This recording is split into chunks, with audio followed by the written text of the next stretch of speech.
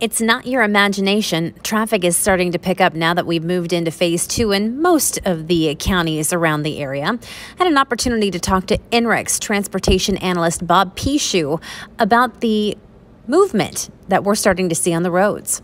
We have seen a dramatic drop off, Bob, when it comes to traffic from like the start of pre-COVID, but now things are really starting to ramp up.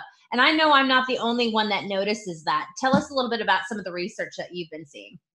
Yeah, so obviously during this coronavirus crisis that we're in Seattle was one of the first regions to really get hit by it here in the country.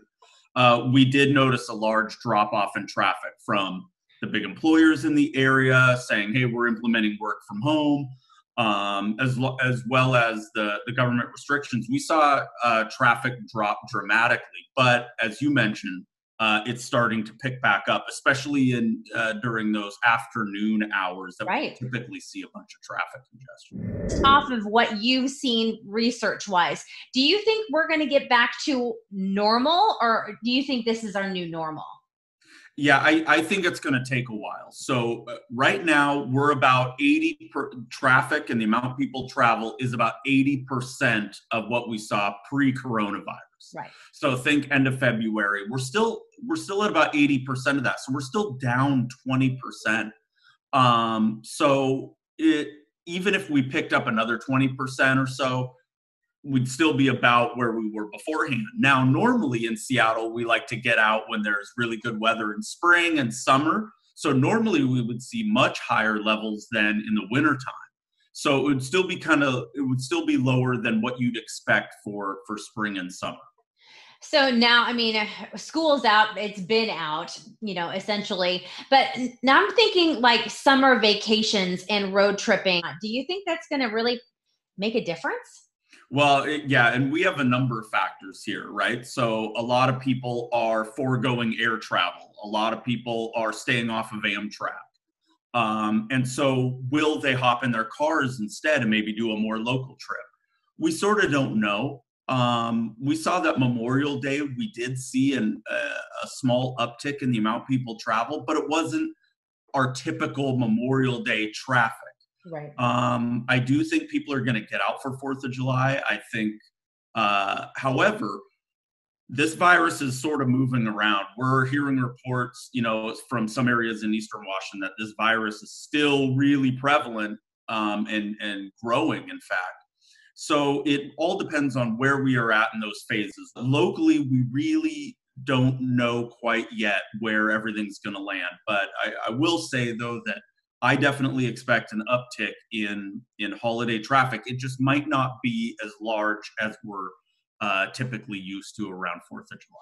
So if you were to put us in comparison with some of the other bigger cities, for instance, Chicago and New York, and maybe even Houston or Dallas, where do we fare here in Seattle compared to some of the other big cities? So when comparing Seattle to some of these other major metropolitan areas like New York, we definitely see more people in New York, higher increases of people going to things like restaurants and parks and things like that. However, other areas like New York were hit really, really, really hard from coronavirus.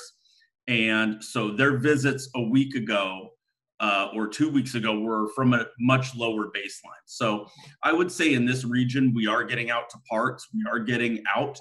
And so when you look at just the percentages, that might be a little deceiving because so few people were moving around in New York that literally a few people might be a big increase. So we're on track. We're moving, I think, in a positive direction, which is a good thing. But this is something that we're going to have to monitor as public officials sort of look at it from county to county on what can open up and what should remain closed.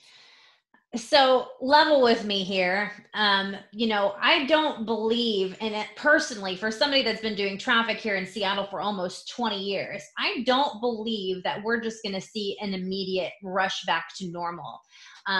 Personally, I think this is going to kind of last at least till the end of the year. But with everything that you have from years past leading up to now, what do the trends say for this? Yeah, so I think that you're absolutely right. The trends show a slow, as far as traffic is concerned, a slow return to normal. So it is going to take time.